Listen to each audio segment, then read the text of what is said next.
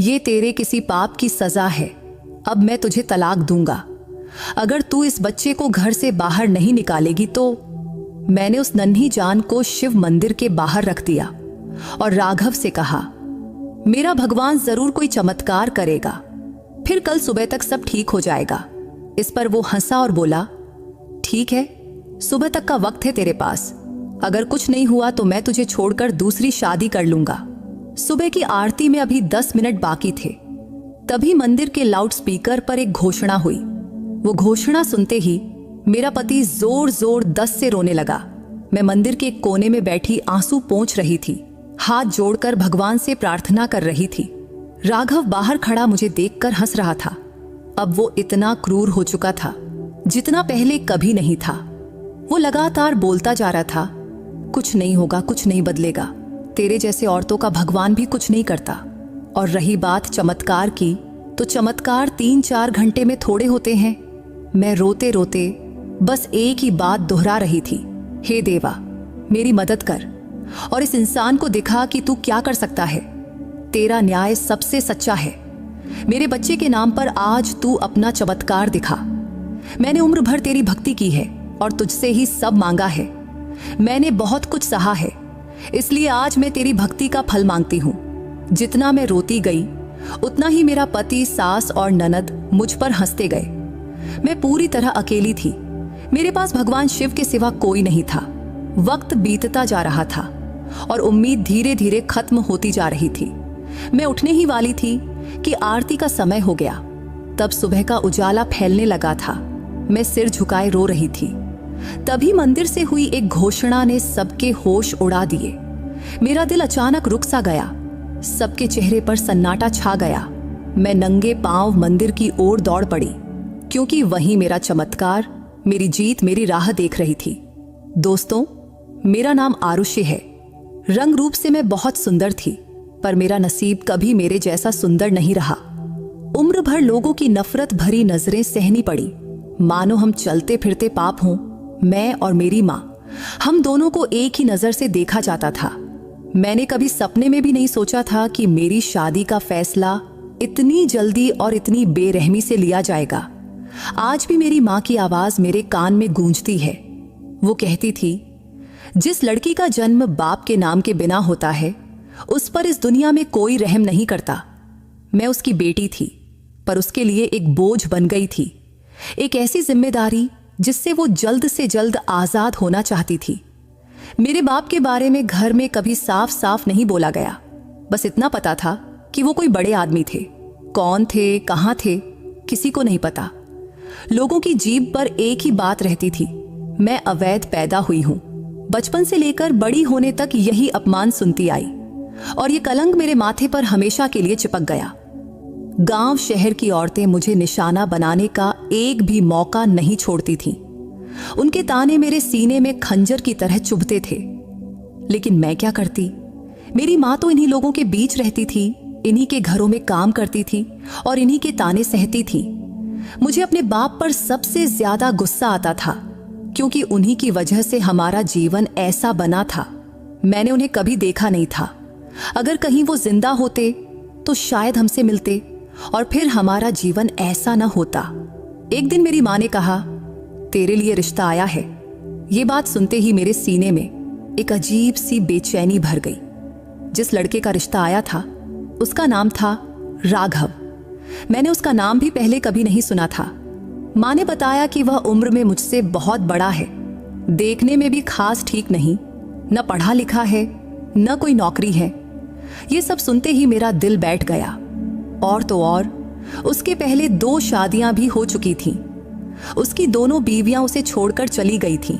उसके पास न पैसा था, न इज्जत, न संतान, फिर भी मेरे लिए उसका रिश्ता आया था। मेरी माँ ने बस इतना कहा, बेटी, जिन लड़कियों का जन्म बाप के नाम के बिना होता है उन्हें अच्छे रिश्ते कहाँ मिलते हैं। तेरे लिए तो ये एक ही आया है, इसलिए अब मैं देर नहीं करूंगी। मैंने विरोध किया। मैंने कहा, माँ, ये शादी मेरी जिंदगी बर्बाद कर देगी और मैं अपना जीवन यूं बर्बाद नहीं करना चाहती। तुम इसे मना कर दो। पर मेरी माँ ने मेरी एक न सुनी। उसने फिर अपनी दुख भरी कहानी दोहरानी शुरू कर दी। बोली, सबका जीवन बर्बाद होता है। तेरी माँ का भी तो हो ही चुका है। तेरा बाप मुझे छोड़कर चला गया था जब तू पैदा होने वाली थी। अब तेरा भी बर्बाद हो जाए तो मैं क्या करूं? उसके शब्द मेरे सीने में जहर की तरह उतर गए। क्या कि उसकी बातों में कड़वाहट थी, पर सच से भरी हुई थी। उसने भी जीवन में कभी सुख नहीं देखा था। जब मैं पैदा होने वाली थी तभी मेरे बाप ने उसे छोड़ दिया था। शादी हुई भी थी या नहीं, ये आज तक सवाल ही है। मेरी माँ को दुनिया भर के ताने और तकलीफें सहनी पड़ी। वह अनपढ़ थी। उसे लगता था कि जैसा अन्याय उसके साथ हुआ वैसा ही उसकी बेटी के साथ भी होना तय है। उसे यह समझ नहीं आया कि जो उसके साथ गलत हुआ उससे वह अपनी बेटी को तो बचा सकती है। उसके लिए तो यही सच था कि सबके साथ बुरा ही होता है। फिर मेरे साथ हो या तेरे साथ क्या फर्क पड़ता है? मेरी माँ ने अपनी पूरी जिंदगी मेरे लिए कुर्बान कर दी थी। दूसरों के घरों में काम किया, ताने सहती रही और हर सांस सिर्फ मेरे लिए ही ली। पर अब वह थक चुकी थी। उसे बस अब मेरी शादी करके अपनी आखिरी जिम्मेदारी से मुक्त होना था और उसके लिए यही एक रास्ता था, चाहे वह मुझे कहीं भी ले जाए। मेरे मन में 1000 सवाल उठे पर जवाब कोई नहीं था। मैंने माँ से कहा, माँ, तुमने कभी मेरे बारे में सोचा? मेरे सपनों के बारे में, मेरी इच्छाओं के बारे में, मेरे जीवन के बारे में? क्या ये सब तुम्हारे लिए कुछ मायने नहीं रखता? इस पर उसका जवाब था, नहीं बेटी, जिंदगी सपनों पर नहीं चलती, हकीकत को स्वीकार करना पड़ता है। फिर वह दिन आ गया जब मेरी शादी राघव से तय हो गई। वह दिन मैं कभी नहीं भूल सकती। मेरी माँ ने मेरी शादी की तैयारी ऐसे की जैसे वह अपनी जिंदगी का सबसे बड़ा बोझ उतार रही हो। जब उसने मुझे गले लगाया तो उसके आंखों में प्यार नहीं, एक अजीब खालीपन था। वह बार बार कहती रही कि वह मेरे लिए प्रार्थना करेगी, पर उसके शब्दों में सच्चा यकीन नहीं था। राघव, जो मेरे लिए बिल्कुल अनजान इंसान था, अब मेरा पति बन चुका था। शादी के दिन भी लग रहा था कि यह सब एक सौदा है, क्योंकि इस शादी में कोई भावना नहीं थी। उसके आंखों में चमक तक नहीं थी, उसके बातों में अपनापन भी नहीं था। शादी पूरी होने के बाद जब मेरी माँ ने मुझे विदा किया तो बस इतना कहा, बेटी, अपनी जिंदगी आसान बनाने की कोशिश करना। ये शब्द मेरे दिल पर एक और घाव बन गए। राघव की माँ कामिनी देवी और उसकी बहन अनुष्का, यानी मेरी सास और ननद, लोगों को बता रही थी, हमने तो बहुत पुण्य किया जो इस लड़की से अपने बेटे की शादी कर रहे हैं, वरना ये लड़की कवाड़े ही बिगड़ जाती। पर पूरी गली को और सारे रिश्तेदारों को पता था कि उनके बेटे को कोई लड़की देने को तैयार नहीं था। 1000 जगह मना होने के बाद ही वे हमारे घर आए थे और मैं जैसी भी थी, मेरी खूबसूरती में कोई कमी नहीं थी। फिर भी वे लोग कहते थे, देखो हमने कितना बड़ा उपकार किया। वे दुनिया के सामने खुद को बहुत नेक दिखाने की कोशिश कर रहे थे। पर मेरे मन में बस एक ही सवाल था, तुम्हें किसने कहा कि मेरे घर रिश्ता लेकर आने को? अगर तुम लोग नहीं आए होते तो शायद आज मेरी जिंदगी बच जाती और एक क्रूर इंसान से मेरी शादी ना होती। खैर, मेरी शादी की पहली रात बहुत भयानक थी। जब मुझे होश आया तो मैं सिटी के प्राइवेट हॉस्पिटल में थी। डॉक्टर और नर्सें मुझे देखकर दंग रह गए कि इतनी सुंदर लड़की की ऐसी हालत किसने की। मैं चुपचाप लेटी हुई छत की ओर देख रही थी। डॉक्टर ने पूछा, तुम्हारे माँ बाप को कुछ पता है या नहीं है? मैंने थके हुए स्वर में कहा, उन्होंने तो बस मेरी शादी कर दी थी, अब वे मेरे लिए क्या करेंगे? उन्होंने कहा था, अब तू उनके घर की हो गई, अब तू अपना जीवन काट। डॉक्टर ने कहा, मेरे पास एक महिला सहायता केंद्र का नंबर है, मैं तुझे उनकी संचालिका का नंबर देती हूं, वो तुझे यहां से सुरक्षित ले जाएंगी। हमने पहले भी 5-7 औरतों की मदद की है। फिर वो रुक कर बोली, लेकिन सोच ले, 5-7 तो हजारों में से होती हैं और हजारों औरतों को मदद चाहिए होती है, पर डर की वजह से वे बोल नहीं पाती, सिर्फ 1-2 ही हिम्मत दिखा पाती हैं। अगर तुझ में हिम्मत हो तो हम तुझे वहां भेज देंगे। इस पर मैंने धीरे से कहा, मुझे किसी का नंबर नहीं चाहिए, क्योंकि अकेली औरत के नसीब में यहां बस दुख तकलीफ ही लिखा होता है, इसलिए छोड़ो ये सब। इस पर डॉक्टर ने ठंडी सांस ली और बोली, ठीक है, जैसी तेरी मर्जी। जब मैं हॉस्पिटल से डिस्चार्ज होकर घर लौटी तो मेरे सामने बर्तनों का ढेर रख दिया गया। किसी को ख्याल भी नहीं आया कि मैं अभी नई दुल्हन हूं, बल्कि ऐसा लग रहा था कि मुझे यहाँ बहू बनाकर नहीं, नौकरानी बनाकर लाया गया है। घर में इतना काम था कि मैं सुबह से रात तक काम में डूबी रहती और मेरी ननद और सास बिस्तर पर बैठी आराम करती। नाश्ता पानी खाना सब मैं ही उनके बिस्तर तक लेकर जाती। सबसे बुरी बात यह थी कि इतना करने पर भी वे कभी मेरी तारीफ नहीं करती, बल्कि जब मेरा पति राघव घर आता तो सास ननद दोनों कहती, हम तो सुबह से काम कर रहे हैं, ये रानी साहिबा बस बैठी रहती है। फिर वो या तो हाथ उठाता या जुबान से मेरे दिल पर घाव देता। पड़ोस की औरतें एक बार मुझसे बोली, इस घर से पहले भी 2 लड़कियां इसी तरह भाग गई थीं, क्योंकि ये लोग बहू का जीना हराम कर देते हैं। देखते हैं अब तू कितने दिन टिकती है। इस बात पर मैं क्या कहती, क्योंकि मेरे पीछे मायका था नहीं और आगे पति छोड़े तो कहां जाती। इसलिए शादी के बाद मेरा जीवन ठीक वैसा ही हो गया जिसका मुझे हमेशा डर लगता था, क्योंकि राघव क्रूर और स्वार्थी निकला। मेरे लिए हर दिन मुश्किल था, फिर भी अपनी मां की कही बात याद रखती थी। जिंदगी आसान नहीं होती, वो बात मेरी हकीकत बन चुकी थी, क्योंकि जब औरत पूरी तरह फंस जाती है तो अक्सर उसे बुरा पति और बुरा ससुराल ही मिलता है। फिर वो बस यही सोचती है, काश उसे एक बच्चा होता, अपना बच्चा, जिससे वे प्यार कर सके, जिसके साथ खेल सके, जो उसका सहारा बने। पर यही मेरी सबसे बड़ी गलती साबित हुई कि मैं भी यही सब सोचने लगी और मां बनने की प्रार्थना करने लगी।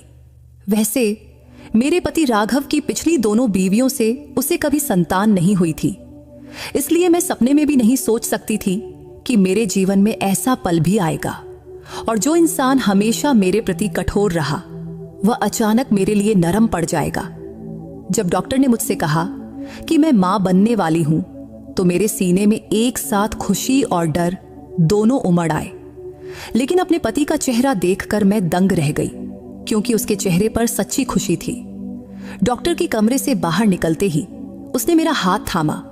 वो पल मुझे सपने जैसा लगा था, क्योंकि उसके हाथ में पहली बार कोमलता थी।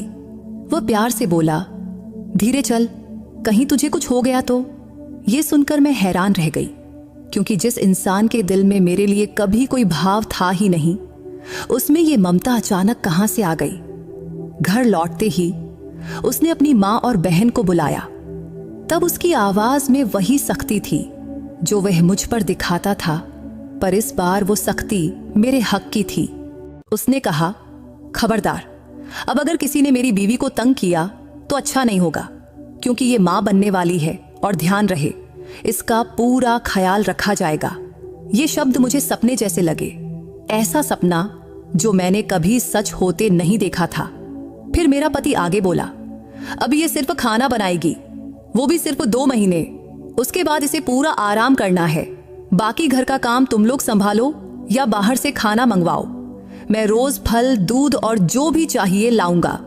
ये सुनकर मैं वहीं थम गई। क्या यही वो इंसान था जिसने मेरी जिंदगी नरक बना रखी थी? तब मेरी सास और ननद के चेहरे पर खुशी और बेचैनी दोनों थीं। शायद वे सोच रही थीं कि ये सब अचानक कैसे और क्यों हो रहा है। थोड़ी देर की खामोशी के बाद मेरी सास बोली, ये क्या बात हुई? औरतें तो हमेशा काम करती आई हैं, और मां बनना कोई बीमारी है क्या? पर मेरे पति ने उनकी बात सख्ती से काट दिया और उन्होंने कहा, मैंने कहा ना, अब से ये कोई काम नहीं करेगी और इस पर कोई बहस नहीं होगी। उस पल में मेरे मन में उम्मीद का एक छोटा सा किरण जाग उठा। क्या सचमुच भगवान ने उसका दिल बदल दिया था? क्या वह सच में बदल रहा था? लेकिन फिर भी मुझे यकीन नहीं हो रहा था कि यह बदलाव हमेशा के लिए है या सिर्फ कुछ दिनों का। फिर भी उस क्षण मैंने उस पर भरोसा कर लिया। उसका नरम देखभाल करने वाला स्वभाव मुझे वरदान जैसा लगा। ऐसा लगा कि आने वाले बच्चे की कृपा से ही यह सब हो रहा है। शायद यह बच्चा हमारे जीवन में अच्छा बदलाव लाएगा। वह पल मेरी जिंदगी का एक खूबसूरत मोड़ था, ऐसा मोड़ जिसने मेरे मन में उम्मीद और खुशी का दिया जला दिया। तब मुझे लगा भगवान ने मेरी प्रार्थना सुन ली है। उस दिन जब रात हुई तो मैं अपने कमरे में बैठी सोच रही थी कि शायद मेरा जीवन नई दिशा ले रहा है और जो उम्मीदें सालों से अंधेरे में दबी पड़ी थीं, वे फिर से जाग उठी थीं। क्योंकि मेरे पति के बदले हुए व्यवहार ने मुझे यकीन दिलाया कि अब शायद मेरे नसीब में सुख लिखा है। इसीलिए मैंने भगवान का शुक्रिया अदा किया और मन में नए सपने बुनने लगी। लेकिन वह खुशी बहुत कम वक्त की थी। रात को जब मैं पानी लेने कमरे से बाहर निकली तो राघव की आवाज आई। वह अपने माँ और बहन से बात कर रहा था। आवाज सुनकर मैं दरवाजे के पीछे रुक गई और सुनने लगी। लेकिन जो कुछ मैंने सुना उसने मेरा दिल पूरी तरह तोड़ दिया। मेरी ननद गुस्से में बोल रही थी, तूने तो अपनी बीबी को हमारे सिर पर बिठा दिया है। अब ये रानी बनकर घूमती है, घर में कोई काम नहीं करती और तुझे इसके सिवा कुछ दिखता ही नहीं है। मेरी सास ने भी गुस्से से कहा, हाँ ये क्या बात हुई बेटा, तूने उसे सिर पर क्यों चढ़ा रखा है? हमने सपने में भी नहीं सोचा था कि यह हम पर राज करेगी। मेरा पति, जो अभी तक मेरे साथ प्यार और नरमी से पेश आ रहा था, वह अचानक बिल्कुल अलग इंसान बन गया और वह हंसते हुए बोला, आप लोग चिंता क्यों करती हैं? ये तो सिर्फ 9 महीने की बात है, बच्चा हो जाएगा, फिर देखना, मैं तो इसे तलाक देकर ही छोड़ूंगा। ये शब्द सुनते ही मेरे दिल की धड़कन रुक सी गई, जैसे मेरे पैरों तले जमीन खिसक गई हो।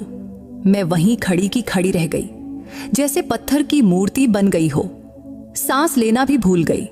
तभी मेरी सास बोली, तलाक देगा तो दूसरी कहां से लाएगा, क्योंकि इतनी सुंदर लड़की आसानी से नहीं मिलेगी। ये जवान भी है और सबसे बड़ी बात, कभी शिकायत भी नहीं करती। चाहे हम कुछ भी कहें, वो चुपचाप सुन लेती है। इस पर मेरा पति बेफिक्री से बोला, अरे कोई ना कोई तो मिल ही जाएगी। वैसे भी अब इसके लिए मेरे दिल में कोई जगह नहीं बची। फिर थोड़ी देर की खामोशी के बाद मेरी सास बोली, तो ठीक है, 9 महीने सह लेंगे, लेकिन ज्यादा सिर पर चढ़ाने की जरूरत नहीं है। इस पर मेरा पति बोला, अरे माँ, वो थोड़ा खुश रहेगी तो बच्चा स्वस्थ पैदा होगा, क्योंकि हमें तो बच्चे से मतलब है, उससे नहीं। फिर मेरी सास सिर हिलाते हुए बोली, बच्चा तो होना ही चाहिए, वो भी बेटा। इस पर मेरा पति बोला, बेटा हो या बेटी, मुझे खुशी है माँ, लेकिन बेटा हुआ तो और भी अच्छा होगा। ये बातें सुनकर मेरे आंखों में आंसू भर आए, क्योंकि दिन भर उसके प्यार भरे लहजे से चमक उठी। मेरी दुनिया एक पल में बुझ गई। मैं सोचने लगी, क्या यही मेरी जिंदगी का सच है? क्या मेरा वजूद सिर्फ एक बच्चा पैदा करने तक ही सीमित है और उसका नरम स्वभाव सिर्फ इसी वजह से था? मैं चुपचाप अपने कमरे में लौट आई। अब मेरे मन में एक अजीब सी उलझन थी। क्या मैं सब अनसुना करके हंसती रहूं या अपनी हकीकत स्वीकार कर लूं और जो नसीब में मिला वही जी लूं? उस रात मुझे नींद नहीं आई, क्योंकि मेरे पति के शब्द बार बार मेरे कानों में गूंजते रहे, हमें तो बच्चे से मतलब है, उससे नहीं। ये बात मेरे सीने में खंजर की तरह चुभ गई थी। अगली सुबह उठते ही मैंने एक पक्का इरादा कर लिया कि मैंने पहले भी कहा था ना कि जिंदगी आसान नहीं होती, लेकिन हिम्मत कभी नहीं छोड़नी चाहिए। और मुझे पता था कि मेरे लिए यह आसान नहीं होगा। फिर भी मैंने मन ही मन भगवान से प्रार्थना की कि वह मुझे इतनी हिम्मत दे कि मैं किसी तरह अपना जीवन संभाल सकूं, क्योंकि अपने पति की बातें सुनकर मेरा दिल पूरी तरह टूट चुका था और जो थोड़ी सी उम्मीद जागी थी वह भी अब खत्म हो चुकी थी। जबकि मैं सोचने लगी थी कि काश थोड़ा और वक्त तो ये उम्मीद जीवित रहती, पर बहुत जल्दी ही सब खत्म हो गया। उन दिनों मेरे पति का मूड कुछ ठीक ठीक रहता था। शायद बच्चे की खबर से उसका दिल थोड़ा नरम पड़ा था। मैंने सोचा, क्यों ना इस मौके का फायदा उठाकर माँ से मिलने की इजाजत मांगूं। पहले तो मुझे डर लग रहा था, फिर हिम्मत करके बोली, मुझे अपनी माँ से मिलना है। इस पर वह हैरानी से मुझे देखने लगा, जैसे मेरी बात उसे बहुत अजीब लगी हो। फिर शांत स्वर में बोला, ठीक है, सुबह मैं तुझे छोड़ दूंगा, लेकिन शाम तक लौट आना या मैं खुद तुम्हें लेने आ जाऊंगा। इस पर मैंने फौरन खुशी से कहा, ठीक है। तब मन में एक अजीब सी शांति हुई कि आज मैं अपनी माँ से मिल पाऊंगी, थोड़े समय के लिए ही सही। वही माँ जो हमेशा मेरे लिए मजबूत सहारा बनने की कोशिश करती थी। हमारे रिश्ते में दूरी आ गई थी, फिर भी वह मेरी माँ ही थी। उसी माँ ने मुझे इस कठोर रिश्ते में धकेला था, फिर भी वह मेरे दिल के सबसे करीब थी।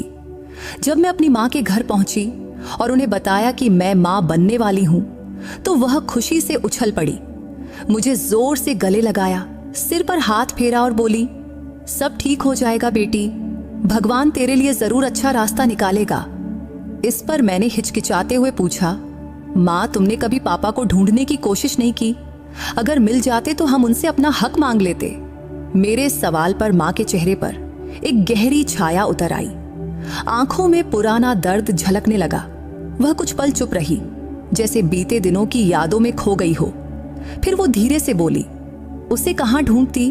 वह तो एक राहगीर था जो मेरी जिंदगी में सपने की तरह आया और चला गया। मुझसे प्यार किया, शादी की, कुछ दिन साथ रहा, कहता था कि मुझे अपने साथ ले जाएगा, कहता था कि वह किसी बड़ी हवेली का मालिक है। फिर एक दिन किसी का फोन आया कि उसकी माँ बीमार है, फिर वह चला गया और कभी लौटा ही नहीं। इस पर मैंने हैरानी से पूछा, मतलब माँ तुम्हें उनके बारे में कुछ भी पता नहीं चला? इस पर मेरी माँ ने थकी हुई मुस्कान दी और बोली, मुझे तो सिर्फ उसका नाम याद है, न पता, न शहर, न फोन नंबर। ऐसे में मैं उसे कहाँ ढूंढती? तभी मेरे मन में एक इच्छा जागी, कम से कम उनका नाम तो पता चले। जो आदमी मेरा बाप था उसका नाम क्या था? इसलिए मैंने हिचकते हुए पूछा, माँ आज तो मुझे मेरे पापा का नाम बता दो। इस पर मेरी माँ ने पहले गहरी सांस ली और धीरे से बोली, तेरे पापा का नाम समर मेहता था। ये नाम सुनते ही मेरे सीने में एक अजीब सी हलचल हुई, पर इस नाम का कोई मतलब नहीं था, क्योंकि शायद ये नाम मेरे वजूद का हिस्सा बन सकता था, पर नहीं बना। ये नाम भी मेरी जिंदगी के उस खाली कोने में शामिल हो गया जिसे मैं कभी भर नहीं पाई। इसके बाद मैं कुछ देर माँ के पास चुपचाप बैठी रही। माँ के चेहरे पर जिंदगी की सारी कठोरता साफ दिख रही थी और मेरे मन में एक अनोखी दुविधा चल रही थी, आखिर इस नाम के बाद मैं करूंगी भी क्या? मेरे लिए तो यही जिंदगी का सच था जिसे किसी तरह सहना था। शाम तक मेरा पति मुझे लेने आने वाला था, इसलिए मैंने माँ को अलविदा कहा और सोचा कि जिंदगी का यह चक्र यूं ही घूमता रहेगा और मेरी उम्मीदें, मेरे सपने कहीं पीछे रह जाएंगे। इसके बाद 9 महीने किसी तरह अच्छे से गुजर गए, पर भगवान को क्या मंजूर था कौन जाने। जब मेरा बच्चा हुआ तो मेरे पैरों तले जमीन खिसक गई। मेरी बेटी हुई थी, लेकिन उसके हाथ पांव पूरी तरह अलग हालत में थे। जब मेरे पति ने बच्ची को देखा तो उसका चेहरा उतर गया। वह बोला, बच्चा तो हुआ पर बेकार है, इसे कौन संभालेगा, इसका कौन देखभाल करेगा? मेरे पति की बात मेरे सीने में तीर की तरह चुभी। मुझे इतना दर्द हुआ कि बयां नहीं कर सकती। उम्र भर मैं एक बाप की छांव के बिना बड़ी हुई थी और अब खुद मां बन गई थी, फिर भी कोई छांव नहीं थी। मैंने कहा, ठीक है, आपको नहीं चाहिए तो मैं इसे मंदिर के बाहर रखाती हूं, कोई उठा लेगा या भगवान कोई रास्ता निकालेगा। इस पर मेरा पति ठंडे लहजे में बोला, बहुत अच्छा सोचा तूने, मुझे तो इसे घर में रखना ही नहीं था, अब जा मंदिर के बाहर रखा। मेरी सास ननद भी कठोर बोल बोलती रहीं। उनके बोल मेरे दिमाग को सुन्न कर रहे थे और फिर मैंने वह भयानक दर्दनाक फैसला ले लिया। रात की सन्नाटे में मैंने अपनी नन्ही निष्पाप बेटी को शिव मंदिर के बाहर रख दिया। लौटकर आई तो मेरा पति बोला, बहुत अच्छा किया तूने। इस पर मैंने जवाब दिया, भगवान जरूर कोई ना कोई रास्ता दिखाएंगे। वह हंसकर बोला, अरे वाह, तुझे अपने भगवान पर बहुत यकीन है लगता है। अच्छा चल, देखते हैं तेरा भगवान क्या करिश्मा करता है। उसने मुझे सुबह की आरती तक का वक्त दिया था। वह बोला, अगर उस वक्त तक कोई चमत्कार न हुआ तो तू भी इस घर से निकल जाएगी। मैंने पूजा की थाल सजाई। मेरी जिंदगी में कोई नहीं था, न अपना, न साथी, न दोस्त, सिर्फ भगवान था। तो मैं उसी से मदद मांग रही थी। पूजा में बैठकर मैं जोर जोर से रोकर भगवान से प्रार्थना करने लगी। उधर घर के सारे लोग मुझ पर हंस रहे थे, यह कहकर कि रोने धोने से कोई चमत्कार नहीं होने वाला। रात होती जा रही थी, मन में एक अजीब सी बेचैनी थी। जब मैं अपनी बेटी को मंदिर के बाहर रखकर आई थी तो जैसे सीने पर पत्थर रख दिया गया हो। लेकिन घर लौटते ही पति के शब्दों ने मेरे पूरे वजूद को तोड़ दिया। उसने कहा, बहुत अच्छा किया तूने, वरना मुझे तो इसे घर में रखना ही नहीं था। अब देखते हैं तेरा भगवान कोई करिश्मा दिखाता है या नहीं? उसने सुबह की आरती तक का वक्त दिया था। अगर कुछ न हुआ तो मुझे भी घर से निकाल दिया जाएगा। उसी में मेरी ननद और सास भी ताने मार रही थीं। दोनों हंस रही थीं और मुझे ऐसी नजरों से देख रही थीं जैसे मैं कोई पागल औरत हूं। उनके व्यवहार ने मेरी आखिरी उम्मीद को भी डगमगा दिया था। लेकिन मेरे मन में एक बात बिल्कुल साफ थी, भगवान से बड़ा कोई नहीं। मैंने फिर पूजा की दीप जलाई और भगवान के सामने हाथ जोड़े बैठ गई। मेरे आंखों से आंसू बह रहे थे और होठों से अपने आप प्रार्थना निकल रही थी। हे भगवान, तू सब जानता है, मेरी मजबूरी, मेरे दिल की हालत। मेरी बेटी पर दया कर, इससे बचा ले। मेरा स्वर ऊंचा हो गया था और घर वाले मेरी हालत पर हंस रहे थे। मेरा पति बोला, चिल्ला चिल्ला कर रोने से कुछ नहीं होगा, भगवान ऐसे करिश्मा नहीं दिखाता। मेरी सास तंज कसते हुए बोली, बहुत बड़ी भक्त बनती है, देखते हैं इसका भगवान कुछ करता भी है या नहीं। लेकिन मैं अब दूसरे लोक में थी। मेरी प्रार्थना रुकने का नाम नहीं ले रही थी। दिल की गहराई से सिर्फ एक पुकार निकल रही थी, हे भगवान, मेरी निष्पाप बेटी को किसी तरह बचा ले। रात का हर पल मेरे लिए प्रलय जैसा लग रहा था। सुबह नजदीक आ रही थी और मेरी हिम्मत टूटती जा रही थी। मन में डर था, अगर चमत्कार न हुआ तो क्या होगा? क्या सचमुच मुझे इस घर से निकाल देंगे? क्या मेरी बेटी हमेशा के लिए अंधेरे नसीब की शिकार बन जाएगी? मेरे पति का हास्य अभी भी कानों में गूंज रहा था। वह अपनी मां से कह रहा था, ये अब किसी काम की नहीं रही, कल ही इसे घर से निकाल दो, मैं एक सुंदर लड़की ढूंढ लूंगा।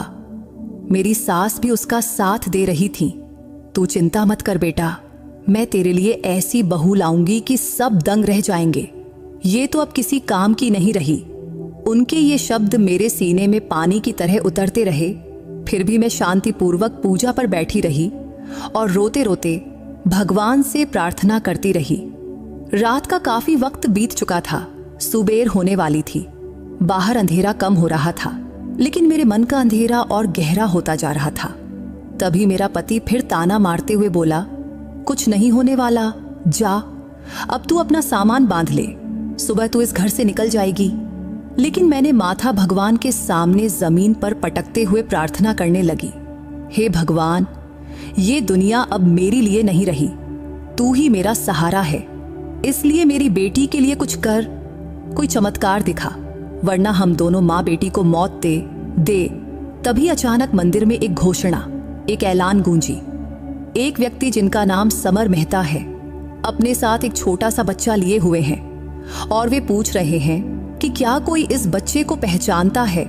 अगर कोई पहचानता हो तो तुरंत मंदिर में आए। ये घोषणा सुनते ही मेरी सांसें थम गई। ये नाम सुनते ही मेरा दिल जोर जोर से धड़कने लगा। समर मेहता, यही वह नाम था जो मां ने सालों बाद मुझे बताया था, यानी मेरे पापा का नाम। मुझे लगा जैसे पैरों तले जमीन खिसक गई। मेरे पति और सास हैरानी से मुझे देखने लगे, लेकिन मैंने किसी की परवाह नहीं की और नंगे पांव दौड़ने लगी।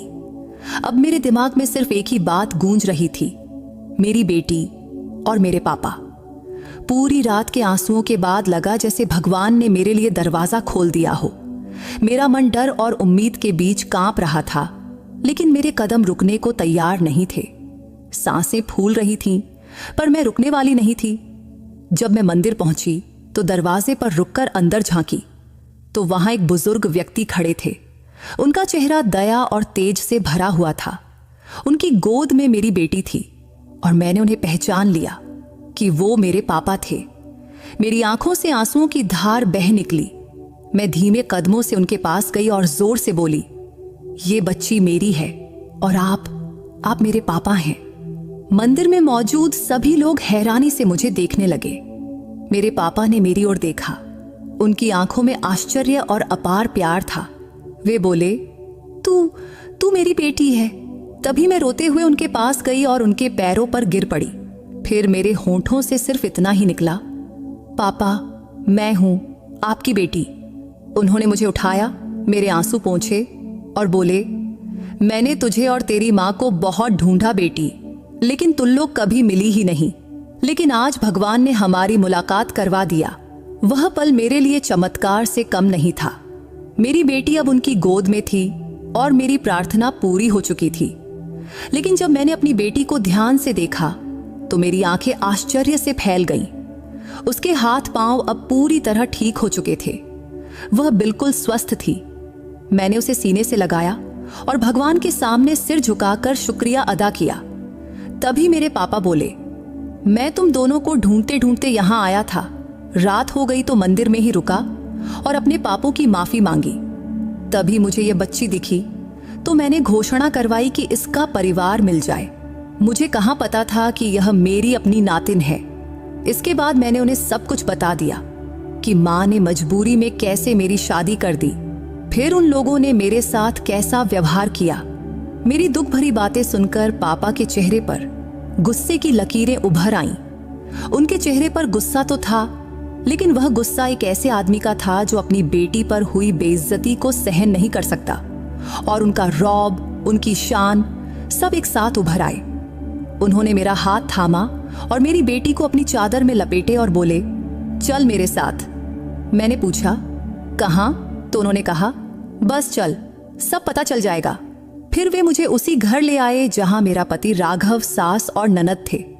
उन्हें देखकर सब दंग रह गए कि मैं एक अनजान आदमी के साथ आई हूं और वह आदमी मेरा बाप था। मेरा पति मेरी बेटी को देख रहा था, जो अब पूरी तरह स्वस्थ थी और आंखें खोलकर सबकी ओर देख रही थी। मैंने उसे कहते सुना था कि अगर बेटी भी हुई तो मुझे बहुत खुशी होगी। और अब जब वह बेटी को ठीक देखकर पिघलने लगा था और मेरे पास आने लगा, तभी मेरे पापा ने हाथ के इशारे से उसे रोक दिया। हम गाड़ी से आए थे। पापा के साथ उनके 3 आदमी भी थे। शायद वे उनके अंगरक्षक थे। वे साधारण इंसान नहीं थे। उनके व्यवहार और व्यक्तित्व से सबके चेहरे पर आश्चर्य और अविश्वास छा गया था। तभी पापा ने एक ऊंची आवाज के साथ कहा, मेरा नाम समर मेहता है और हमारा खानदान बड़े घराने में गिना जाता है। मैं न जाने कितनी जमीन और संपत्ति का मालिक हूं, और तू अगर मेरी बेटी का पति है और मेरा दामाद, जो अभी तक आराम से बैठा था। इतना सुनते ही मेरा पति तुरंत नम्रता से खड़ा हो गया और डरते हुए बोला, जी, ये मेरी बीबी है और ये मेरी बेटी। तभी पापा के चेहरे पर गुस्से की लकीरें और गहरी हो गईं। फिर उन्होंने कठोर स्वर में पूछा, तो ये बेटी तेरी है, फिर मंदिर में ये क्या कर रही थी और तूने मेरी बेटी पर हाथ कैसे उठाया? इस पर मेरे पति का चेहरा सफेद पड़ गया। वह कुछ बोल भी न सका, बस चुप खड़ा रहा। तभी पापा ने अपने एक आदमी को इशारा किया तो वह तुरंत अंदर आया और हथियार संभालते हुए पति की ओर बढ़ा। फिर पापा बोले, अभी के अभी इसी वक्त मेरी बेटी को इस रिश्ते से आजाद कर, वरना मैं तुझे जिंदगी से आजाद कर दूंगा। मेरा पति, जो खुद को हमेशा शेर समझता था, वह तुरंत मेरे पापा के पैरों पर गिर पड़ा और कांपते स्वर में बोला, नहीं साहब, मैं कसम खाता हूं, आपकी बेटी को मैं बहुत सुख दूंगा और हमेशा खुशी रखूंगा। इस पर पापा ने ठंडे मगर तीखे लहजे में कहा, तू किसे सुख देगा? वैसे तेरे पास जिंदगी कितनी बची है बूढ़े? तुमने मेरी जवान बेटी से शादी करने की हिम्मत कैसे की? तब उनकी आवाज में इतनी सख्ती थी कि मेरे पति के पसीने छूट गए। फिर पापा ने कठोर स्वर में आदेश दिया, तू अभी के अभी तुरंत मेरी बेटी को तलाक दे, वरना तेरे लिए बहुत बुरा होगा। तभी डर और संकोच से मैंने देखा तो मेरा पति तलाक देने को तैयार हो गया। फिर पापा ने मेरी सास और ननद की ओर देखा।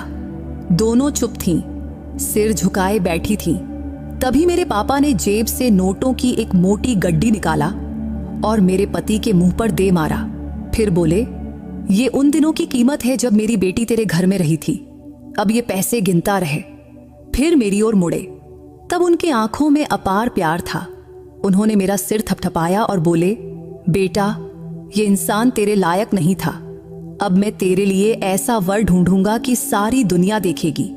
मेरी आंखों से आंसू बह रहे थे, पर ये आंसू दर्द के नहीं थे, बल्कि ये पिघलते दुख और आजादी के थे। मेरे सारे गम एक पल में खत्म हो गए थे।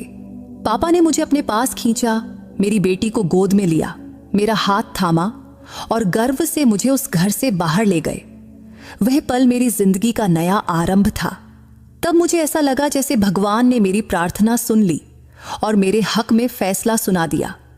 फिर हम सीधे माँ के घर पहुंचे। तब मेरे मन में डर भी था और खुशी भी। मैं सोच रही थी जब माँ पापा को देखेगी तो क्या होगा। लेकिन जैसे ही हम दरवाजे पर पहुंचे, मैंने दस्तक दी। फिर दरवाजा खुला तो मेरी माँ सामने थी। मुझे और पापा को एक साथ देखकर वह स्तब्ध रह गई। तब उसकी आंखों में आश्चर्य भी था और खुशी भी, लेकिन अगले ही पल उसकी आंखों से आंसू रुकने का नाम नहीं ले रहे थे। वह फूट फूट कर रोने लगी। तभी पापा आगे बढ़े। उन्होंने माँ के आंसू पोंछे और बोले, मैंने तुझे कभी छोड़ना नहीं चाहा था, लेकिन हालात ने मुझे मजबूर कर दिया था। आज मैं वापस आया हूं, हमेशा हमेशा के लिए। दोनों को एक दूसरे से लिपटते देख मेरा मन भर आया। मेरी आंखों से भी आंसू बहने लगे, क्योंकि वह दृश्य सपने सा था। फिर पापा ने मुझे और माँ को एक साथ गले लगाया और बोले, अब बीता हुआ कल पीछे छोड़ दो, हम नई जिंदगी शुरू करेंगे। फिर वे हमें बंबई ले गए। वहां उनकी बहुत बड़ी हवेली थी। उनकी पहली पत्नी गुजर चुकी थी और उनके बच्चे अब बड़े और शादीशुदा थे। पापा ने बताया, मुझे तुम दोनों से दूर करने वाले मेरे माँ बाप थे, लेकिन अब वे इस दुनिया में नहीं हैं और अब तुम मेरी जिंदगी में फिर से हो और मैं तुम्हें कभी नहीं छोड़ूंगा। हवेली पहुंचते ही हमें वह सम्मान और सुख मिला जिसका हमने सपने में भी नहीं सोचा था। मेरी बेटी के लिए अलग नौकरानी रखी गई जो दिन रात उसकी देखभाल करती। मेरे लिए डॉक्टर बुलाए गए। उन्होंने मेरा जांच करके कहा, तुम बहुत कमजोर हो, लेकिन अच्छा खाना और पूरा आराम मिले तो सब ठीक हो जाएगा। फिर पापा ने हमें वह सब दिया जिसकी हमने कभी कल्पना भी नहीं की थी। मेरी बेटी के लिए नए कपड़े, नए खिलौने, झूले, यहाँ तक कि सोने के कंगन और अंगूठियां भी। मेरे माँ के लिए खूबसूरत साड़ियां और गहने, मेरे लिए नए वस्त्र और पूरा आराम। हवेली के खाने में ऐसे ऐसे पकवान परोसे जाते कि हम देखते रह जाते। हर रोज स्वादिष्ट और लजीज भोजन। बस एक हफ्ते में हमारी हालत बदल गई। कमजोरी की जगह ताजगी, तकलीफ की जगह सुकून आ गया। जो कुछ भी जिंदगी ने हमसे छीना था वह हमें कई गुना होकर वापस मिल गया। पापा ने अपने प्यार और जिम्मेदारी से हमें वह इज्जत और मान सम्मान दिया जो सचमुच हमारा हक था। बंबई पहुंचते ही उन्होंने हमारा परिचय पूरे परिवार से करवाया। वहां मेरी मुलाकात एक लड़के से हुई। सब कुछ मेरे लिए बिल्कुल नया और सुखद था। जैसे दुख के एक लंबे अध्याय के बाद जिंदगी ने मुझे फिर से हंसना सिखाया हो। वह मेरी ही उम्र का जवान लड़का था, किसी राजकुमार सा सुंदर और आकर्षक। मेरे पापा मुझे उससे मिलवाते हुए बोले, ये करण मल्होत्रा है और मैं चाहता हूं कि तेरा विवाह इसी से हो। ये तुझे और तेरी बेटी को दिल से अपनाने को तैयार है। करण सचमुच बहुत अच्छा इंसान था, अमीर, जिम्मेदार और संवेदनशील भी। लेकिन इस बार मैं कोई जल्दबाजी में फैसला नहीं करना चाहती थी, इसलिए मैंने पापा से थोड़ा वक्त मांगी और उन्होंने मेरी इच्छा का पूरा सम्मान किया। अगले कुछ दिन हमने एक दूसरे को समझने में बिताए। बातों बातों में मैंने उसे अपनी जिंदगी के सारे दर्दनाक अनुभव बता दिए। वह मेरे साथ बहुत प्यार, समझदारी और संवेदनशीलता से पेश आता था। एक दिन उसने कहा, अगर तुम्हारा पहला पति मेरे सामने होता तो मैं उसे उसके व्यवहार की सजा जरूर देता। हमारे घर की कोई भी लड़की ऐसा बर्ताव बर्दाश्त नहीं करती, लेकिन अगर तू चाहे तो मैं उसे आज भी सबक सिखा सकता हूं। इस पर मैं हंसकर बोली, नहीं, जो हुआ उसे भूल जाना चाहिए। हम अपनी जिंदगी आगे बढ़ाएं और बीता हुआ पीछे छोड़ दें। इसके बाद करण और मुझ में गहरी दोस्ती हो गई। वह सिर्फ मुझसे ही नहीं, मेरी बेटी से भी बहुत प्यार करने लगा। उसे गोद में लेकर घंटों खेलता और उसकी छोटी छोटी बातों से मुझे अपार खुशी मिलती। पापा ने मेरी बेटी का नाम अनन्या रखा था और उसके लिए हर संभव सुविधा उपलब्ध कर दी थी। एक दिन करण ने मुझसे कहा, मैं तुम्हारा राह हमेशा देखता रहूंगा। जब तुम कहोगी तभी हम शादी करेंगे। चाहे जितना भी वक्त ले लो, ये फैसला पूरी तरह तुम्हारा होगा। उसकी यह बात मेरे दिल की गहराई तक छू गई। उसका सच और उसका प्यार धीरे धीरे मेरे दिल में जगह बनाने लगा। कुछ दिनों बाद मैंने मन की आवाज सुनी और हाँ कह दिया। फिर मेरे पापा ने बहुत खुशी से हमारा विवाह करवा दिया। ये मेरे लिए एक नई जिंदगी की शुरुआत थी, करण के साथ। अब मेरी जिंदगी खुशियों से भर गई। वह मेरी बेटी के लिए एक आदर्श पिता बन गया और मेरे लिए ऐसा साथी जो मेरे सारे दुख समेटकर मुझे खुशियों की रोशनी में खड़ा कर देता था। शादी के बाद मुझे समझ आया कि जब कोई मर्द सचमुच दिल से प्यार करता है तो वह औरत को कितना सम्मान और अपनापन देता है, क्योंकि वह मेरे हर दुख और हर मुस्कान का हिस्सा बन गया था। मुझे जरा सी भी तकलीफ होती तो वह बेचैन हो जाता। उसके प्यार और देखभाल का अंदाज ऐसा था कि कई बार मुझे लगता कि शायद मैं सपना देख रही हूं। मेरे पापा ने सच कहा था कि वे मेरा विवाह किसी राजकुमार से करेंगे, और करण ने मुझे सचमुच राजकुमारी की तरह रखा। अब मेरी जिंदगी खुशियों से भरी हुई थी और मैं हर पल भगवान का शुक्रिया अदा करती थी। मेरी माँ भी अब पापा के साथ बहुत खुश थी, पहले से कहीं ज्यादा सुकून और खुशी से भरी हुई थी, जैसे मैं बचपन में सपनों में उन्हें देखा करती थी। पापा ने माँ से कहा था, अब हर दिन मन मुताबिक जियो, हाथों में रंग बिरंगी चूड़ियां पहनो, सज संवर कर अपना जीवन सुंदर बनाओ। जो वक्त हम एक साथ नहीं जी पाए, अब आखिरी सांस तक जी लेंगे। मेरे पापा सचमुच हीरो थे।